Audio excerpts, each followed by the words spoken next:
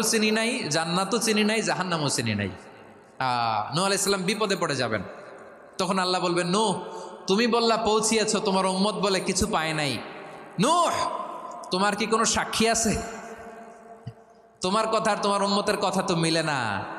তুমি বললা তুমি আমার নির্দেশনা দাওয়াত পৌঁছে দিয়েছ, কিন্তু তোমার উম্মত বলে পায় নাই। নূহ তোমার পক্ষে কোনো সাক্ষী আছে? নূহ আলাইহিস সালাম বলবেন আছে। কে? উম্মতে মুহাম্মাদি। তখন আমরা বলবো আল্লাহ নবী নূহ আলাইহিস সালাম তিনি আপনি যা যা বলেছেন ঠিক তার উম্মতের কাছে পৌঁছে দিয়েছে। এবার নূহের উম্মতের সাথে আমাদের ঝগড়া লাগবে। তারা বলবে তোমরা আসছো আমাদের হাজার হাজার বছর পরে, তোমরা কি করে জানলা? তোমাদের সাক্ষী ধর্তব্য হবে না। আমরা তখন বলবো আমাদের কোরআনে তোমাদের নবীর নামে আল্লাহ তাআলা একটা সূরা নাজিল করেছেন, সূরাতে নূহ। আওয়াজ করে পড়েন আল্লাহু আকবার। আমরা বলবো আমাদের কোরআনে তোমাদের নবীর কথা আল্লাহ আমাদেরকে জানিয়েছেন, দিন রাত এক করে তোমাদের কাছে তিনি দাওয়াত পৌঁছেছেন। তোমরা কানের মধ্যে হাত দিয়ে রাখতা, চেহারাটা কাপড় দিয়ে ঢেকে রাখতা, আল্লাহর নবী নূহকে পিটিয়ে ছালা দিয়ে পেঁচিয়ে তোমরা পাহাড়ে তুলে রেখে আসতা। সব আমরা জানি। আমরা যখন বলবো এই কথা, নূহের উম্মত চুপসে যাবে।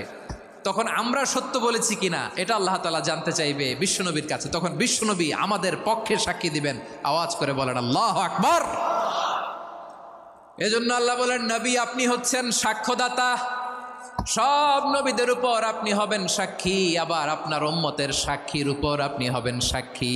তার মানে নবী গো, কিয়ামতের কঠিন ময়দানে আপনি হবেন রাজ সাক্ষী। বিশ্বনবী কি সাক্ষী? আওয়াজ করে বলেন, রাজ সাক্ষী, সব সাক্ষীর বড় সাক্ষী। এজন্য বিশ্বনবীকে আল্লাহ তাআলা প্রথম যে বৈশিষ্ট্যটা দিয়েছেন সেটা হচ্ছেন শাহিদ। তিনি সাক্ষ্যদাতা, witness for all messenger of God and for all of us. সুবহানাল্লাহ পড়েন। তাহলে এক নাম্বার বৈশিষ্ট্য বুঝতে পেরেছেন? বুঝতে পেরেছেন সবাই? আমার দিকে তাকান। তাহলে আল্লাহ তাআলা বিশ্বনবীর 5টি বৈশিষ্ট্যের কথা বলেছেন। একটি বৈশিষ্ট্যের ব্যাপারে আমরা জানলাম, তিনি হচ্ছেন শাহিদ, সাক্ষ্যদাতা, সবার উপরে সাক্ষ্যদাতা। 2 নাম্বার বৈশিষ্ট্য হচ্ছে মুবাশশিরা, তিনি সুসংবাদদাতা। সিলেটবাসী আওয়াজ করে আমার সাথে বলো, মুবাশশিরা মানে সুসংবাদদাতা। তিনি আল্লাহর রহমতের সুসংবাদ দেন, তিনি জান্নাতের সুসংবাদ দেন। এই উম্মতের মধ্য থেকে যারা গাফেল, যারা অবাধ্য, যারা সীমালঙ্ঘনকারী, তাদেরকে বিশ্বনবী আল্লাহর রহমতের সুসংবাদ দেন। তিনি বুঝান আল্লাহর দরবার 24/7, 24 ঘন্টা খোলা।